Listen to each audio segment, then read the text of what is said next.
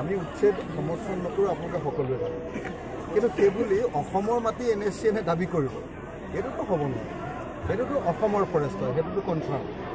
অসমৰ ফৰেষ্টত অসমৰ মানুহে বেদখল কৰিছে, আৰু অসমৰ ফৰেষ্টত অসমৰ মানুহে বেদখল কৰোঁতে মোৰ কথাটো হ'ল, যদি তেওঁলোক ভাৰতীয় হয় তেওঁলোকক সংস্থাপন দি যদি মাটিখিনি লাগে সেই মাটিখিনি উচ্ছেদ কৰিব লাগে, আৰু যদি ভাৰতীয় নহয় তেতিয়াহ'লে তেওঁলোকক বিদেশলৈ, বাংলাদেশলৈ বা য'ৰ পৰা আহিছে তালৈ পঠিয়াই দিয়াৰ ব্যৱস্থা কৰিব। তাৰ বাহিৰে মই অতি স্পষ্টকৈ আপোনালোকক ক'ব খোজোঁ যে এজন মানুহে বহুত কষ্ট কৰি এটা ঘৰ বনায়। মই আমাৰ ককাৰ দিনত আমি ঢেকুৱাৰ বেৰত আছিলোঁ, আমাৰ দেউতাৰ দিনত আমি আপোনাৰ বাঁহৰ বেৰৰ ঘৰত আছিলোঁ, আমাৰ ককাইদেউৰ দিনতহে অৰ্থাৎ 3 পুৰুষৰ পাছতহে আমাৰ ঘৰটো পকা হৈছে। আজি যদি কোনোবাই একেদিনৰ ভিতৰতে মোৰ ঘৰটো ভাঙি দিয়ে তেতিয়াহ'লেতো মোৰ ঘৰটোৱে 20 বছৰৰ কাৰণে 50 বছৰৰ কাৰণে আকৌ পিছুৱাই যাম, আকৌ 3টা প্ৰজন্মৰ কাৰণে পিছুৱাই যাম। সেইকাৰণে প্ৰত্যেকজন মানুহে, যাৰ ভিতৰত মনুষ্যত্ব আছে, প্ৰত্যেকজনে ভাবে যে কোনো মানুহৰ ঘৰ ভঙা উচিত নহয়। কিন্তু যদি চৰকাৰৰ স্বাৰ্থত কিবা ডাঙৰ প্ৰজেক্টৰ কাৰণে ক'ৰবাত ভাঙিব লাগে তেতিয়াহ'লে বিকল্প ঠাইত আগতে সংস্থাপন কৰিব লাগে।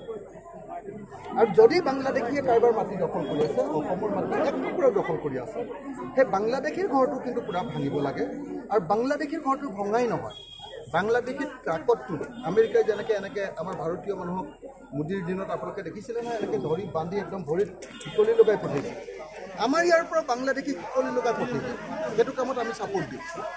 কিন্তু এনেই যদি য'তে ত'তে আক্ৰমণ কৰি সাধাৰণ মানুহৰ ঘৰ ভাঙে তেতিয়াহ'লে সেইটোক মই ছাপোৰ্ট নকৰোঁ। আপোনালোকে নিশ্চয় সকলোৱে জানে মই দুখীয়া মানুহৰ পক্ষত, মই মানুহৰ পক্ষত, মই সাধাৰণ মানুহৰ পক্ষত সদায় কাম কৰি আহিছোঁ আৰু সদায় কাম। মই মানুহৰ যেতিয়া বিপদ হয়, মোৰ কাৰণে মানুহ হিচাপে মই হিন্দু, মুছলমান, খ্ৰীষ্টিয়ান, জৈন, বৌদ্ধ, শিখ, অনুসূচিত জাতি, অনুসূচিত জনজাতি, ব্ৰাহ্মণ, কোচ, কলিতা, আহোম চব জাতিৰ মানুহক মই ভাল পাওঁ। গতিকে যোন জাতিৰ মানুহে বিপদত পৰিব সেই মানুহৰ ওচৰত থিয় হোৱাটো মোৰ কাম। গোটেই পৃথিৱীখনেও যদি মোক ঘৃণা কৰে, গোটেই পৃথিৱীখনেও যদি মোক সমালোচনা কৰে, দুখীয়া মানুহ যেতিয়া বিপদত পৰিব তেতিয়া দুখীয়া মানুহজনৰ ওচৰত থিয় হোৱাটো মোৰ কাম। আৰু গোটেই পৃথিৱীখন মোৰ বিপক্ষে থাকিলেও মই দুখীয়া মানুহৰ লগত